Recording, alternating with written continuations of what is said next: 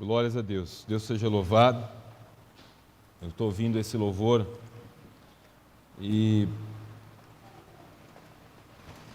fechava os meus olhos. 1, 2, 3. Fechando os meus olhos ali, ouvindo a gente cantar, eu fico imaginando por que Deus, Ele chama e compara a igreja com a noiva. Porque os homens não valorizam tanto isso. E as mulheres que estão aqui vão me entender melhor do que os homens quanto a isso. Às vezes, depois de uma semana ou de um dia perturbado, ou até mesmo de um momento turbulento que elas enfrentam, o que elas precisam às vezes e o que elas buscam às vezes é um abraço. Um amigo, uma amiga, o esposo, a mãe, a irmã. Às vezes a irmã dá um abraço, né? E quando esse louvor fala do abraço de Deus, irmãos, eu fico pensando quanto de doença dentro de nós pode ser sarado nos abraços de Pai. O quanto de mazelas, e a irmã Ellen orava aqui, Senhor, faz esta obra no nosso meio, de nós sermos como uma criança, que ora está chateada, mas daqui a pouco já não está mais, porque criança é assim, as crianças são desse jeito. O Ricardo briga severamente com Samuel, mas aí antes de dormir ele fala: vem aqui rapaz, me dá um beijo, e Samuel vai e dá um beijo, porque crianças são assim. Nós adultos complicamos muito, como diz o Thales Roberto, a gente é que complica tudo. Ser criança é algo tão maravilhoso, porque ela goza de uma paz que eu e você não conseguimos gozar. E às vezes a igreja, ela tem o privilégio de estar nos braços do Pai, e nesse abraço ter todos os seus problemas e as suas turbulências acalmadas, todas as suas perturbações são dissipadas. Nesse abraço você tem a oportunidade de todas as suas mazelas serem saradas, mas o que nos cabe é nos lançar no braço do Pai. Eu não sei vocês, irmãos, mas quando nós cantamos esse hino, eu estava dizendo: Deus, me abraça. Me abraça, porque a semana não foi muito boa, mas o Senhor é Deus que nos abraça. Os dias às vezes não são muito bons, mas Deus é Deus que nos abraça. Amém? Irmãos, fora isso, nós estamos então falando da nesse mês de janeiro, nós estamos falando um pouquinho sobre primícias. E eu tenho falado sobre alguns aspectos, ou pelo menos 4 aspectos muito importantes na primícia, que Deus queria nos ensinar através dessas festas. E dentro dessas festas, Ele não queria, por exemplo, que nós que somos aqui evangélicos, pegássemos a festa que Ele deu para os judeus e transformássemos elas numa festa, e fizéssemos essa festa, ou seguíssemos essa festa. Mas o que Ele queria, e eu disse isso aqui no passado, que o apóstolo, um dos apóstolos, a gente não sabe quem escreveu a carta aos Hebreus, ele deixa claro, é que ali as coisas do Velho Testamento ficaram para nós como figura, como sombra daquilo que Ele realmente queria que Ele nos ensinar. E a festa das primícias tem muitas coisas, e nós falamos que não só a festa das primícias, mas todas as festas, o pilar principal era a obediência. Ora, eu não consigo oferecer nada em primícia a Deus se primeiramente eu não participo, ou eu não faço do princípio da obediência. A ideia é que eu quero obedecer a Deus, então se eu obedeço a Deus, logo eu ofereço a Ele algo. Depois nós falamos um pouquinho, domingo passado, acho que está dando um retorno quando eu venho para cá, deve ser o retorno que está alto. E aí eu tenho um problema de que a primícia ela requer de nós a primazia das coisas. Deus não quer, por exemplo, de que a nossa vida de primícia ela seja o último estado. O presbítero Josias orava aqui e dizia assim: não é o fim da minha semana, na verdade esse é o começo, lembra? Segunda-feira, o primeiro dia da semana, é aqui que eu começo a minha semana. Então o que a gente não faz? A gente não dá o resto para Deus. A primícia é a primeira oferta, os primeiros frutos, as primícias de tudo que eu tenho e de tudo que eu sou. E hoje Deus colocou no meu coração, e eu gostaria muito de falar sobre um aspecto muito importante, que é a exclusividade. Eu estou um pouco rouco, minha voz está muito ruim hoje, e para ajudar hoje o som não está ajudando vocês, né? Então, se ficar muito ruim de entender, não tem problema, pode falar, eu repito, amém, irmãos? Porque a minha fala, às vezes, ela é um pouco complicada de entender. Mas uma das coisas que eu olhando a festa das primícias, e não só a festa da primícia, mas olhando o perfil do Deus que nós servimos, e o que Ele deseja nas suas festas, é a exclusividade. Irmãos, como é importante a exclusividade? Às vezes a gente pratica a primazia, mas a gente não pratica a exclusividade. Às vezes a gente pratica a obediência. Obrigado, filha. Como essa menina, que eu peço para ela trazer água todos os domingos, ela traz, é obediente. Mas às vezes a gente não pratica a exclusividade. Quer ver um exemplo simples? Eu não falei semana passada. A gente tem na nossa vida, no cotidiano, a gente faz uma festa de aniversário. Eu não sei de onde surgiu isso, mas isso me lembra muito a primazia. A gente tem um negócio chamado primeiro pedaço de bolo. Não é assim, não? Tem 100 pessoas na festa. Por sinal, a festa pode ter 1 milhão de pessoas. A pessoa que ganha o primeiro pedaço do bolo, ela é o quê? Ela é especial.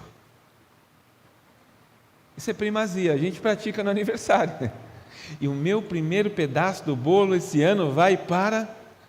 Aí a pessoa fica toda. Ora, mas não é do mesmo bolo? Todo mundo vai comer do mesmo bolo. Se o bolo tem sabor de morango, o que o Felipe vai comer tem sabor de morango, o que o Ricardo vai comer tem sabor de morango. Mas a pessoa que ganhou o primeiro pedaço do bolo é a pessoa que teve a primazia na festa. Dos convidados é a mais excelente. Então, falávamos disso. Mas veja, primazia não é exclusividade. Porque exclusividade seria se a pessoa do aniversário desse um bolo específico para uma pessoa. Seria assim: esse bolo aqui, ó, é para todos os meus convidados. Mas Beth, para você, Beth, não come desse bolo não. Eu fiz um bolo especial. É só seu, tá? Esse é exclusivo. Eu estou dando esse exemplo porque eu acho que fica um pouco mais claro para a gente, no nosso cotidiano, compreender a diferença entre primazia e exclusividade, para que agora na minha pregação eu não acabe confundindo vocês, porque essas coisas podem ser parecidas.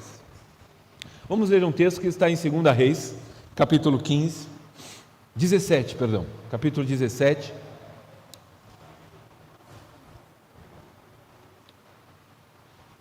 Eu não necessariamente vou falar sobre a festa das primícias, mas o que eu quero dizer é sobre exclusividade, como a festa, ou não só a festa da primícia, mas todas as festas, Deus tinha um propósito, Deus tinha a intenção de que elas fossem carregadas de exclusividade. Isso é importante para nós. Todos acharam? 2 Reis 17, do 35 ao 39, vamos ler. Diz assim na minha tradução: contudo o Senhor tinha feito uma aliança com eles, e lhes ordenara dizendo: não temereis a outros deuses, nem vos inclinareis diante deles, nem os servireis e nem lhes sacrificareis, mas o Senhor que vos fez subir da terra do Egito com grande força e com braço estendido, a este temereis, e a ele vos inclinareis, e a eles sacrificareis, e os estatutos e as ordenanças e as leis e os mandamentos que vos escreveu, tereis cuidado de fazer-vos todos os dias, não temereis outros deuses. E da aliança que fiz convosco, não vos esquecereis, e não temereis outros deuses, mas ao Senhor vosso Deus temerás, e Ele vos livrará das mãos dos vossos inimigos. Amém? 39. Esse texto é muito claro, inclusive ele é muito objetivo no sentido de que ele fala da exclusividade que Deus exige. Não só ele fala, como ele ratifica durante o texto o quanto Deus exige exclusividade. Eu não falei semana passada, mas uma das questões da prática da primícia que a igreja moderna tentou compreender, e aquela dúvida, lembra que nós falamos semana passada, de que alguns entendem que porque no Velho Testamento a festa da primícia, a oferta de primícias e os dízimos eram coisas diferentes, aí algumas igrejas adotam em suas igrejas o seguinte, nesses dias vocês não trarão dízimos, vocês trarão ofertas de primícias. E aí, ou seja, a coleta de primícia é uma primícia exclusiva. E algumas igrejas de grande renome, inclusive, entendem que assim como no Velho Testamento, a oferta da primícia ela era dada exclusiva ao sacerdote. O sacerdote tinha poder sobre ela. Era como se o sacerdote era sustentado pelos dízimos no Velho Testamento, certo? Os que eram levados à igreja, ao templo. Era daquilo que a família de Levi vivia. Os levitas viviam disso e os sacerdotes viviam daquilo. Mas a oferta de primícia era como se fosse uma honra aos sacerdotes também. Só que, irmãos, aquilo ali é uma prática para o povo de Israel. Sobre tudo isso, além disso, havia a questão da exclusividade. Aí a igreja moderna tentando compreender, e vocês podem ler, tem artigos sobre isso, Luciano Subirá tem um livro sobre isso, inclusive, e ele vai falar que algumas igrejas modernas, por exemplo, ela vai dizer que como que eu posso ofertar a primícia de maneira correta? Como é que eles fazem? Eles pegam o salário, vou dar um exemplo simples, divide em 30 avos, 30 partes. Um dia você vai trazer de oferta. Esse dia, vamos dar um exemplo, eu ganho R$1.000. Eu pego R$1.000, divido por 30. Uma parte desse 30 eu vou trazer de oferta de primícia. Algumas igrejas estabelecem ofertas de primícia dessa maneira. A gente não tem base bíblica para isso. Desculpa, nem quero discutir com o Luciano, pelo contrário, não é minha ideia aqui brigar com ele quanto a isso. A igreja tem esse patrão, não é isso. Não há orientação no sentido de que é desse jeito que deve fazer. Se entende dessa maneira. Mas a pergunta que nós devemos fazer, e aí pensando em valores, para a gente entrar nesse tema de exclusividade, pastor, então aonde eu devo levar as minhas primícias? Se você está falando que o diácono Filipe falou semana passada, o nosso dízimo deve ter valor de primícia, porque ele é primazia, ele é a prioridade do nosso orçamento, a gente já separa ele com antecedência, aonde eu devo levar ele? Às vezes essa é a dúvida. Algumas pessoas têm esse tipo de dúvida. O livro dele fala um pouco disso. Tem pessoas, por exemplo, que acham que as primícias devem ser dadas como oferta aos pobres. Longe. Quando nós falamos isso, o nosso coração se inclina a isso. Por quê? Porque quem não está disposto a ajudar o pobre? Muita gente, viu? Os políticos, por exemplo, não estão. Muita gente não se interessa com o pobre. Por sinal, irmãos, quem mais se interessa com os pobres são os próprios pobres, tá? Às vezes somos nós mesmos que estamos interessados com eles. Mas o que acontece? As pessoas acham que elas têm o direito de pegar as ofertas que pertencem a Deus, ou os dízimos, como a pessoa crê, e administrar ela dizendo, não vou mais dar na igreja. Eu vou fazer o seguinte, eu a partir de agora vou comprar cestas básicas e vou entregar com o valor dos meus dízimos ou das minhas ofertas. Irmãos, deixa eu explicar. Isso é bom? É. Ora, se eu dissesse que é ruim, eu estaria cometendo um sacrilégio perante a igreja. Como é que pode ajudar um pobre ser ruim? Como é que pode dar uma cesta básica ser ruim? Agora a pergunta, isso é certo? É agir que a gente deve pensar. Quando a Bíblia trata de valores e dízimos ou ofertas, inclusive as primícias, ela tem esse peso de exclusividade. As ofertas de primícia, elas eram para serem entregues ao sacerdote no templo como exclusividade.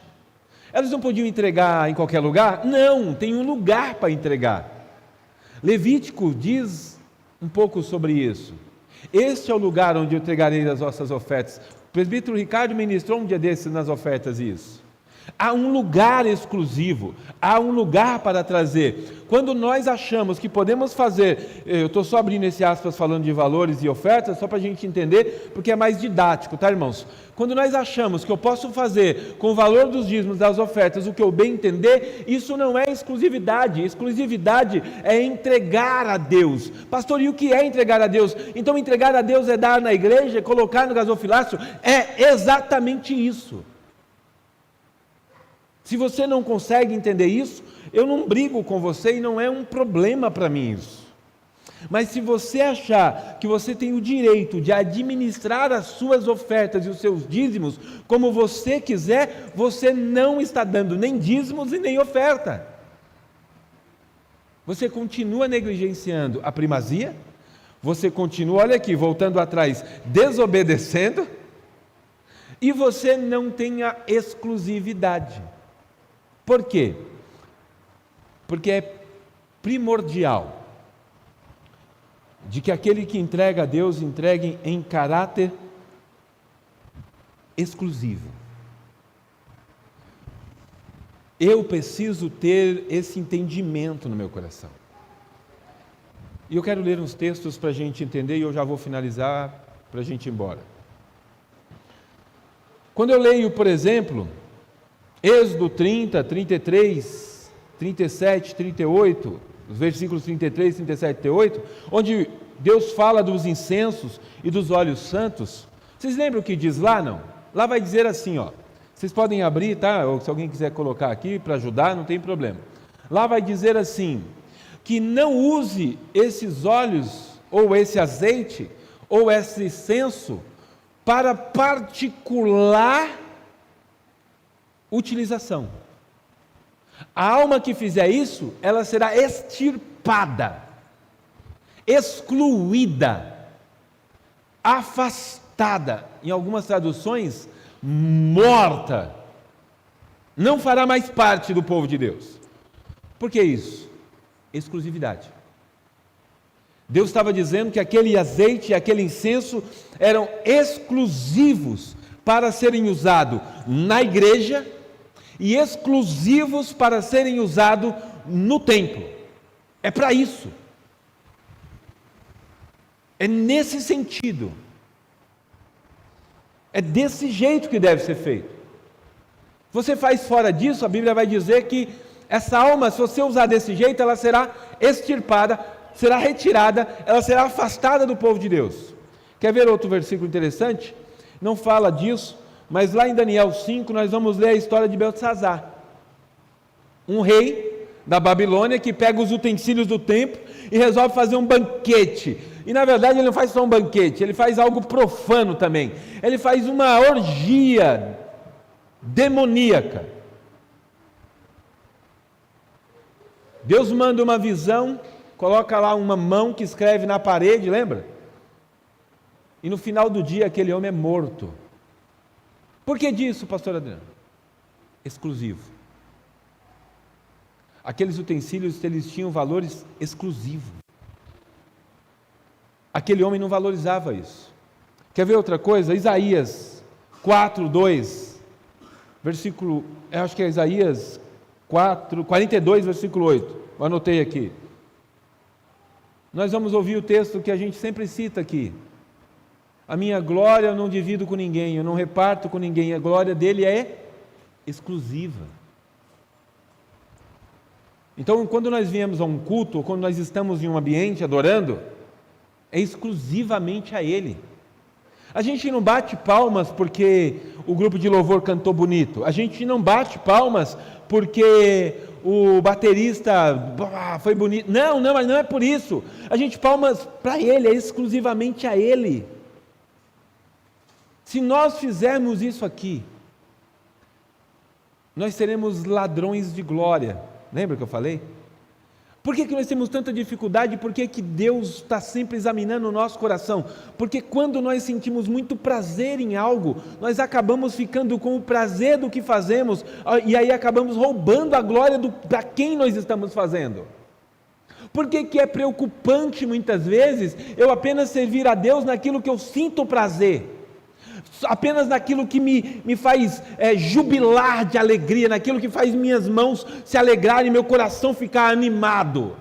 Por que eu preciso tomar cuidado com esse tipo de prática? Até mesmo na igreja, no tocar do violão, no tocar da bateria, ou no ministrar da palavra, ou na obra que eu executo. Por quê? Porque se eu sinto muito prazer naquilo que eu faço, eu acabo fazendo pelo prazer e acabo deixando de oferecer a Ele a exclusividade.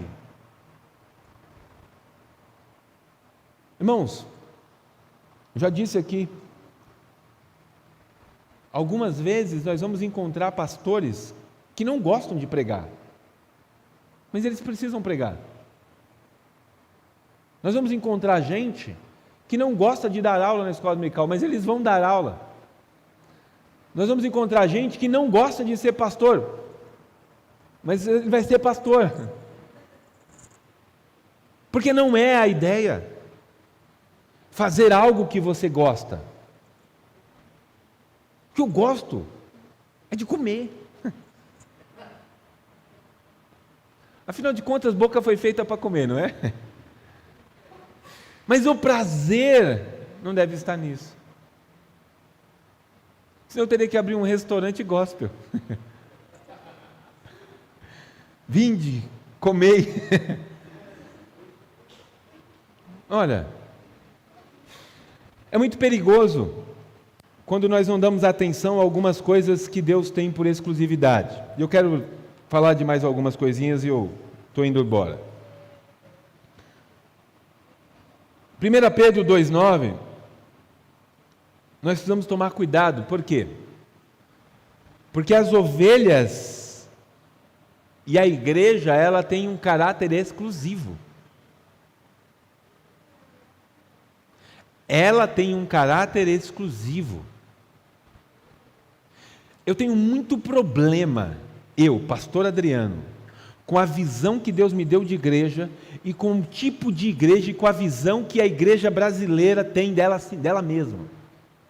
Um dos exemplos que eu dou mais claro da nossa nação é das últimas eleições que nós tivemos, onde igrejas foram tomadas de cores por causa de uma pessoa. Eu disse isso aqui e continuo repetindo e não tenho problema de ser cancelado. Se você entrar numa igreja, as pessoas estiverem de verde e amarela, porque apoiam e ali em cima tem um político, vai embora daí, esse lugar não é exclusivo para Deus, eles já venderam o púlpito, esta igreja não é do Senhor. Mas vão ficar chateados. Não. Precisamos entender que exclusividade é Deus no centro, é cristocêntrico, Ele é a razão do nosso encontro, Ele é o motivo de tudo que fazemos. Portanto, quer comais, ou bebais, ou façais qualquer outra coisa, seja tudo para a glória dEle. Pastor, você está dizendo então que a igreja não... Irmãos, eu não estou dizendo nada contra o político, nada contra... Eu estou dizendo com o que fizeram com a igreja brasileira. Eu estou dizendo de atos proféticos que não glorificam a Deus. de uso do púlpito, de mistura do sagrado com o profano, que não glorifica o nome do Senhor. E nisso eu vejo Deus respondendo: não houve exclusividade, e se não há exclusividade, não tem o meu apoio. A igreja precisa voltar um pouco e se lembrar da frase dos apóstolos diante do Sinédrio: ora, julguem vocês se é reto diante de Deus agradarmos aos homens ou a Deus. Todavia, nós agradaremos a Deus. Vamos continuar pregando sim, Jesus, o centro das nossas vidas. E aqui 1 Pedro 2,9 vai dizer: e vós, porém, sois raça eleita, sacerdócio real, nação santa.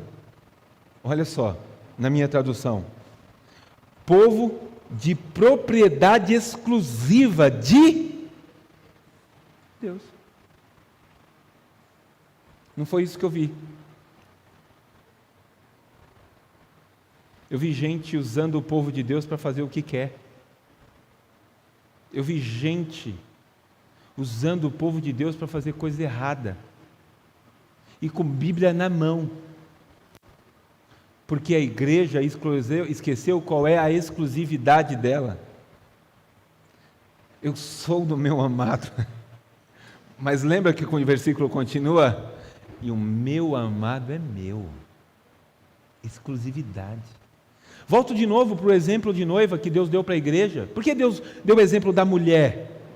Por que Deus sempre trata o povo de Israel como um casamento, um relacionamento de noiva e noivo? Por que nós somos a noiva de Cristo e Cristo é um noivo da igreja? Porque nós somos exclusivos, Ele não tem outra noiva, não tem 10 noivas. Nós chamamos de igreja evangélica, igreja adventista, igreja Congregação Cristã do Brasil, igreja universal, mas não existe isso. Somando todos esses povos, do meio de todos esses povos, nós somos uma só igreja.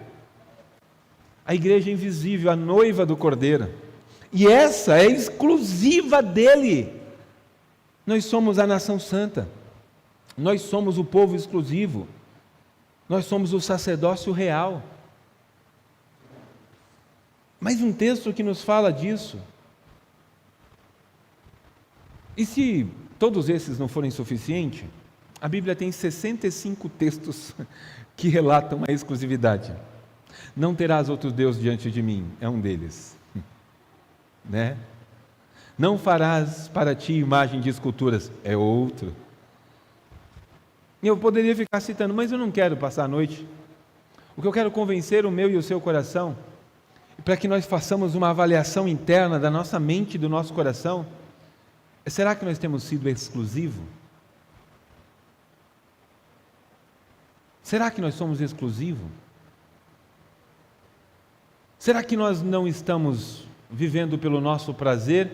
Ou às vezes a primícia ela é rompida porque nós na verdade buscamos nossos próprios interesses? Será que eu e você não estamos abandonando? Eu escrevi algumas coisas e termino com isso. Todas as festas deveriam ter caráter exclusivo. E o que é isso? Isso quer dizer que Deus era o centro. Não importa se eles estavam comemorando o Yom Kippur, Deus era o centro. A Páscoa, Deus era o centro. As primícias, Deus era o centro. Me fala mais uma festa judaica aí, a festa dos tabernáculos, Deus era o centro. Isso quer dizer, não podemos dividir as festas entre um Deus e o nosso Deus, porque Jesus deixa claro, ou há de agradar a um e aborrecer ao outro. Deus faz questão de exclusividade.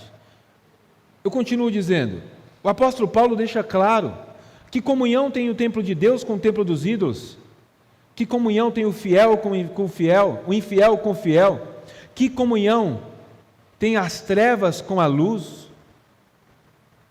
Deus é um Deus de exclusividade. Em alguns exemplos, nós vamos descobrir que quando Deus diz diversas vezes, de algumas maneiras, que Ele faz questão da exclusividade, Ele está tentando lembrar o seu povo de que eles estão tirando os olhos dele e que no prazer da vida, eles estão vivendo para eles, ao invés de viver exclusivamente para Deus. Ora, companheiros, faço uso da palavra do nosso atual presidente. Ora, companheiros, não é isso que estamos fazendo? Quando marcamos o nosso corpo como queremos? Quando compramos e vendemos? Quando casamos, quando viajamos, quando mudamos? Ora, a exclusividade não era glorificar a Ele? E será que, quando você olha para a sua vida, você encontra glorificação nela? Às vezes no culto nós não vemos isso. Às vezes no culto nós vemos um devagar, uma conversa, 2 horas de cultos. Os nossos adolescentes às vezes conversam mais no culto do que quando estão fora do culto. Nosso culto deveria ser um exemplo visível de exclusividade a Ele. Os nossos filhos devem ver isso em nós. Nós não devemos usar subterfúgios para romper a exclusividade do culto. Que subterfúgios são esses? Tio, o senhor quer que eu vou lá fora ver alguma coisa para sair do culto? Quer que eu faça alguma coisa para sair do culto? Que Deus nos dê a graça, irmãos. Deixa eu explicar uma coisa importante. O próximo princípio que nós vamos falar é a adoração. E sumiu a palavra? Adoração e gratidão. Obrigado. Adoração e gratidão.